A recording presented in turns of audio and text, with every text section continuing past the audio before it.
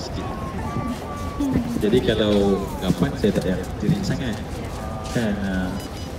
Baik, semua yang saya kasih sekalian, sekali lagi kita betulkan niat kita, sebab niat itu lah yang akan menentukan kita siapa, bagaimana kita bersikap ketika kita berada di tempat yang paling mulia ini. Ya, tempat ini sangat mulia kerana dia menjadi saksi dan bukti manusia-manusia yang menemui Allah Subhanahu Wa Taala dengan cara yang terbaik.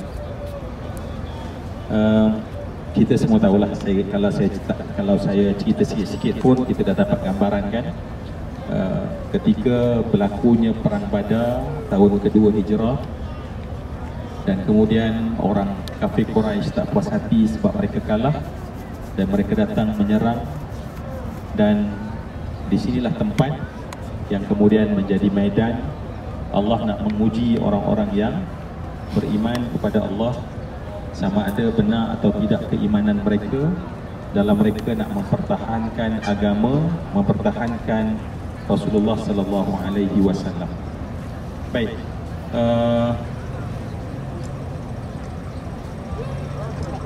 semua yang saya kasihi, sedikit gambaran kita tahu di belakang itu yang ramai orang naik itu, yang ramai naik itu, kita boleh bayangkan satu masa dulu Allah tempatkan di situ tentera-tentera pemanah yang tentera pemanah itu menjadi tempat yang paling penting, ya, untuk tulang belakang kekuatan tentera Islam yang hanya ada 700 orang, kerana terpaksa berhadapan dengan tentera 3,000 orang yang lengkap dengan seluruh peralatan perang, yang lengkap dengan seluruh peralatan perang, dan Rasulullah sangat dhaif dan sangat fakir umat Islam pada ketika itu, dan Rasulullah meletakkan strategi yang sangat hebat. Dan di bawah sana, di sanalah di area masjid sanalah kita boleh anggarkan Rasulullah berkhidmat di sana, sebab Madinah, Rasulullah datang daripada Madinah dan orang Makkah datang daripada arah jalur Abwa. Bahkan kalau kita tengok dalam catatan, ketika mereka sampai ke Abwa, Abwa ialah tempat di makamnya ibu Nabi, ya, ibu Nabi. Dan ketika itu ada cadangan daripada mereka nak gali kubur tersebut, sebab di situ kubur mak Nabi, dan mereka nak supaya melemahkan semangat Rasulullah sallallahu alaihi wasallam dengan dibongkar kubur tersebut dan dibawa, seandainya di sana ada tulang-tulang, dibawa sebagai nak melemahkan semangat. Maknanya sampai tahap itu. Cuma orang-orang Quraisy kata itu pun dah keterlaluan, tapi tertulis dalam sejarah cadangan itu. Dan sampailah mereka ke sini dengan kekuatan. Okeylah, saya nak, kalau cerita panjang sangat dia jadi detail, jadi macam kita kan berdiri kan? Jadi agak-agak lah kan. Jadi saya cuba ringkaskan semua yang dikasih sekalian, beberapa peristiwa-peristiwa saja yang kita belajar, yang kita nak ambil iktibar insya-Allah. Baik, semua yang saya kasih sekalian, mari kita sama-sama kita baca sekali lagi suratul Ikhlas, tapi dengan penuh ikhlas insya-Allah. Kita baca tentang Allah, sebab perasanlah ketika kita solat, kita minta pada Allah hidayah, betul kan? Ihdinas sirata al-mustaqim, betul kan? Ya Allah, kita minta jalan yang lurus. Tadi kita kata sama ada hidayah dan taufik, intibah atau istiqamah, yang menjadikan kita berada di atas jalan yang lurus. Tetapi kita takkan boleh berada di atas jalan lurus, takkan, melainkan kita tahu siapa yang telah berada di atas jalan lurus. Sebab tu Allah kata, kita sambung ayat apa? Siratal ladzina an'amta alaihim. Ya Allah, jalan lurus kami itu ialah jalan orang yang Engkau telah berikan pada mereka nikmat. Siapa mereka? Siapa? Bill Gates? Alan apa? Ananda Krishna? Manusia terkaya? Adakah mereka orang yang dapat nikmat? Tak. Dia dapat nikmat, tapi nikmat yang kami tak dapat pun tak apa. Baik. 4 kelompok yang dapat nikmat. Ini kita sebut dalam Fatihah sebenarnya. Bila kita minta, sebenarnya kita ada benda yang kita minta pada Allah dan kita tahu apa yang kita minta. Sebab kami nak hidayah, hidayah itu kami takkan dapat kalau kami tak tahu siapa yang kami contoh hidayah tersebut. Maka yang pertama siapa daripada 4 golongan tersebut? Nabi-Nabi. Faulaika alladzina an'ama Allahu 'alaihim minan nabiyyin. Yang kedua, ini sekarang kita sedang berada di bumi. Ini sedang kita buat, sebab itu penting. Sebab kita dah baca sejak dulu, ihdinas siratal mustaqim siratal ladzina an'amta 'alaihim. Jalan orang yang kau telah beri nikmat. Siapa orang yang beri nikmat itu? Yang pertama nabi-nabi. Yang kedua siddiqin. Yang ketiga syuhada. Yang keempat barulah Allah kata salihin. Wa hasuna ulaika rafiqa. Mereka lah yang paling patut jadi rafiq kamu. Rafiq ni maknanya apa dia? Orang yang paling dekat dengan kita. Jadi saya nak hari ini kita datang daripada jauh, ya Allah. Lihatlah pada wajah-wajah kami semua ini, ya Allah. Jikna min ba'idin. Kami datang daripada bumi yang sangat jauh, ya Allah. Dan kami nak rafiq dengan mereka-mereka yang dari golongan syuhada.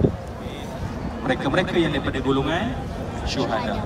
Sebab semua yang saya kasih sekalian, Masya Allah, nanti kita akan bagi salam kepada para syuhada di sana, kerana kita tahu bahawa mereka adalah orang yang telah menemui Allah Subhanahu wa taala, dan Allah Subhanahu wa taala sebut kepada kita, wala tahsabanna alladhina qutilu fi sabilillahi amwata bal ahya'un 'inda rabbihim yurzaqun.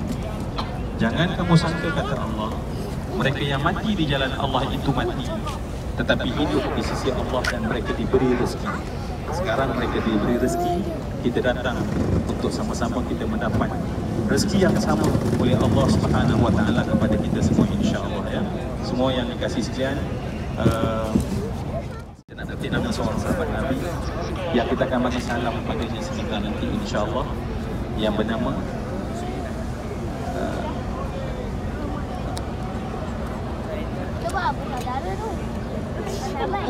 saya ingat nak cerita yang lain, tapi boleh. Saya nak cerita tentang salah seorang yang ada di sana bersama dengan Sayyidina Hamzah, yang ini namanya adalah Abdullah ibn Jahash. Abdullah ibn Jahash. Abdullah ibn Jahash. Dan Abdullah ibn Jahash, Abdullah bin Jahash adalah orang yang pertama dihantar oleh Nabi SAW. Surat Al-Baqarah menceritakan bagaimana dia dihantar oleh Nabi SAW dan berperang pada bulan Rajab, pada bulan Haram, dan Allah membela perbuatan dia. Tapi saya tak nak cerita tu, saya nak cerita satu benda aja. Abdullah bin Jahash hari esok nak perang. Hari esok dia nak perang. Hari ini dia berdoa pada Allah. Dan hari ini nanti mungkin saya nak buat benda yang sama lah pun. Kita buat rutin itu. Sebab Abdullah bin Jahash, dia panggil seorang sahabat yang lain. Jom kita doa pada Allah tentang peperangan hari esok kita. Aku baca, kau tolong aminkan. Dan kau baca, aku aminkan. Maka Abdullah bin Jahash berdoa pada Allah, wahai Allah, esok akan meletus peperangan. Wahai Allah, jadikanlah aku masuk dalam peperangan itu, ya Allah. Wahai Allah, jadikanlah saat aku berperang, ya Allah, aku syahid dalam peperangan ini, ya Allah. Wahai Allah, perutku akan dibelah, ya Allah. Telinga dan hidungku akan dipotong, tetapi aku nak pulang kepada Engkau sebagai syuhada. Sahabatnya pun amin. Dan sahabatnya pula berdoa pada Allah, wahai Allah, aku nak terjun dalam medan peperangan agar menang dan membawa kejayaan. Maka Abdullah bin Jahash berkata amin. Esok berperang, apa jadi? Hadath. Jadi apa jadi? Abdullah bin Jahash syahid di sana. Dan ketika itulah dibelah perut dia, dicacat seluruh muka dia, yang pada kita satu keaiban Tetapi saat mereka berdiri di hadapan Allah, tuan-tuan bayanglah kita nanti pada mahsyar macam ni, ada satu kelompok yang Allah letak di tempat yang paling tinggi dengan cahaya yang keluar daripada setiap luka mereka di medan perang, yang mereka berbangga pada Allah dan kepada seluruh makhluk-makhluk, dan mereka ada sama dengan kita insya-Allah. Dan sebab itulah kata Ibn Abbas, "Inda dzikri salihin tanzilur rahmah." Kita sebut nama orang soleh, kita akan dapat rahmat. Ada satu benda yang kalau mana-mana grup pun saya cerita, sebab kita nak dapat syafaat Nabi kan, kita nak dapat syafaat dah. Bila kita nak syafaat Nabi sallallahu alaihi wasallam, Nabi sallallahu alaihi wasallam sebut dalam hadis daripada Jabir, daripada Imam Tirmizi, Nabi sallallahu alaihi wasallam berkata, "Inna min ahabbikum ilayya wa aqrabikum minni majlisan yawmal qiyamah ahasinukum akhlaqan." Orang yang paling aku sayang, kata Nabi, dan yang akan duduk dengan aku paling dekat pada hari kiamat, siapa? Siapa di kalangan kamu, kata Nabi, yang paling mulia akhlak? Kita balik ni tuan-tuan, tolong kita, sebab kita tahajud tak kuat mana, kita baca Quran tak kuat mana, tapi kita masih lagi ada peluang untuk dapat syafaat Nabi. Kita tukar akhlak kita, percakapan kita, zahir ni, dalam kita ni, hati kita tak ada dendam, hati kita tak ada benci, hati kita buang semua benda-benda, sebab itu akhlak, dan kita dapat syafaat Nabi sallallahu alaihi wasallam. Dan saya suka kongsi kisah ini sebab akhlak ialah kita akan buat senang susah secara spontan. Bukan ketika senang baru nak berakhlak, ketika pun tak ada mood baru ya. Senyum ketika kita okey, mood tak bagus, minta faham. Semua yang saya kasih sekalian, ketika kita tahu peperangan ini dahsyat kan? Dahsyat kan? Ada dua fasa, kita semua tahu, dua fasa ya. Fasa pertama dengan cepat orang Islam menang kan? Sebab perang yang paling cepat berlaku kemenangan adalah perang Badar. Ketika orang memerah busuk kambing, belum habis perahan, peperangan dah habis. Ketika berlaku di Uhud, mereka sangka berlaku benda yang sama. Sebab ketika itu tentera kafir jatuh, tumpas, dan mereka tersilap ya, menjaga dan menang, dan orang yang ada di atas turun ke bawah. Khalid Al-Walid pusing ikut kita lalu sekarang dengan kuda je, menawan di atas. Yang saya nak cerita ni satu je. Ya Allah, jadikanlah akhlak kami mulia ya Allah. Tolong aminkan. Jadikanlah akhlak kami seperti akhlak Rasulullah ya Allah. Sebab kami nak dapat syafaat Rasulullah.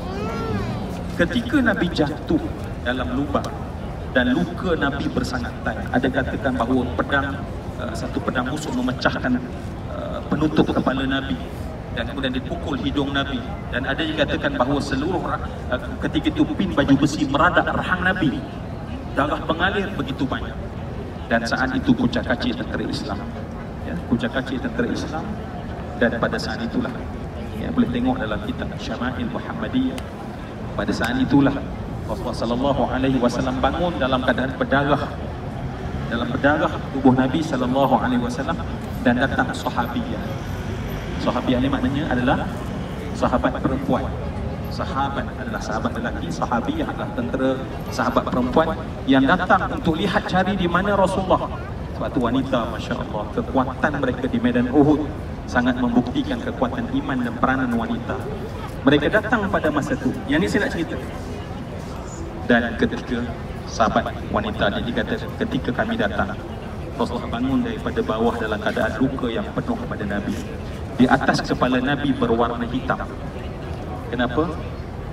Kerana penuh dengan anak panah yang sedang dilepaskan kepada tentera. Rasulullah bangun pada ketika itu. Saat kami datang kepada Nabi dan Rasulullah bangun, apa yang pertama Nabi buat? Nabi memberikan senyuman yang paling manis. Nabi beri senyuman yang paling manis kepada kami. Semua yang saya kasih sekalian, Nabi sedang ajar kita apa? Akhlak. Umat Nabi ni tak payah perang dah masalah. Nabi ketika perang yang sangat dahsyat beri senyuman. Sebab senyuman sebenarnya terbit daripada hati yang tenang.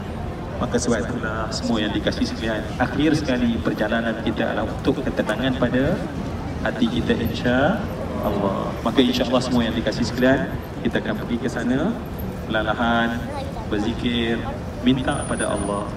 Memang di sini memang banyak sangat benda yang kadang-kadang kita rasa macam kita jadi pelancong, ya. Tetapi jangan rasa itu. Rasalah, ya Allah, aku nak mendapat syafaat mereka, ya Allah, di hari akhirat nanti. Mari kita sama-sama, sebab itulah saya minta setiap kita baca Qul huwallahu ahad, Allahus samad. Di sini terutamanya, ya. Sebab kita takut di tempat yang paling mulia ini pun kita lalai. Betapa nanti kita pulang nak meeting, betapa nanti kita pulang nak shopping. Tentulah jauh kita akan lalai dan kita tak ada masa dengan Allah Subhanahu Wa Taala. InsyaAllah kita jalan perlahan-lahan sama-sama, kita cari satu ruang untuk kita beri salam kepada syuhada Uhud.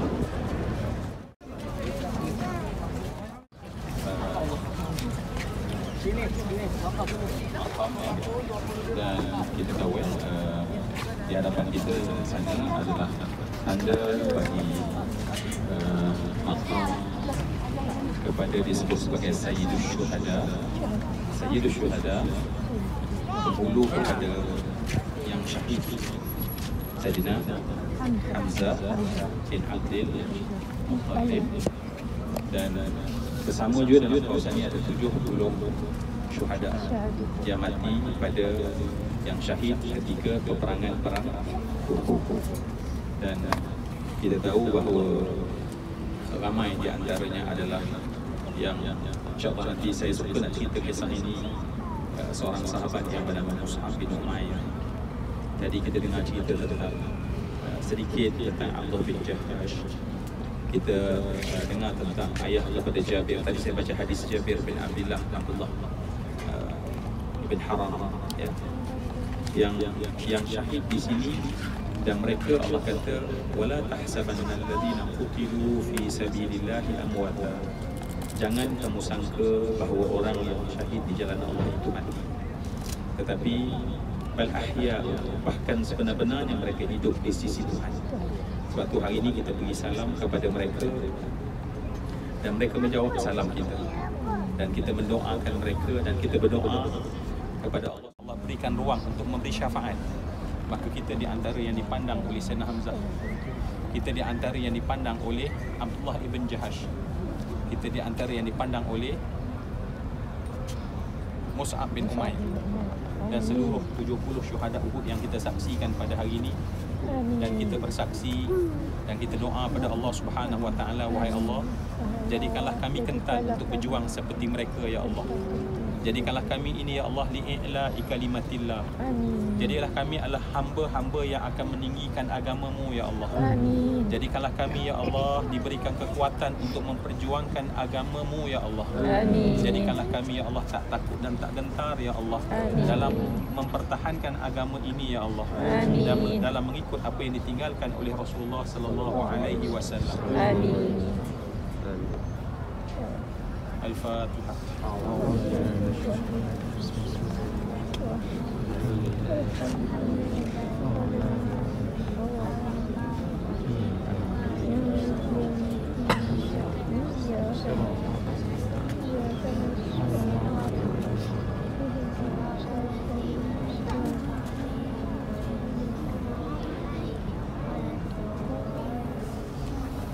Jabir, apabila ayah dia meninggal, ayahnya syahid di sini, dia merasai sedih di atas kewafatan ayah dia, kematian ayah dia, kerana dia adalah satu-satunya anak lelaki yang menjaga adik-beradik perempuan dia.